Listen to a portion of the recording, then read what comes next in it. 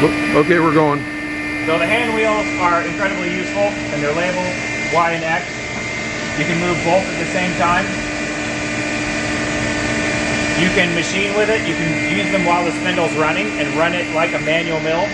You have your Z handle up here. You like using that one also? I don't use this one as much, but it slides out for better access. Usually for Z, I'll just use the hand wheel here, because I have more fine control over it, and it shows up there. And then it's got, this is your coarse and your fine. So if I want to move in small increments, I hit it on fine, and I can move very, very small amounts.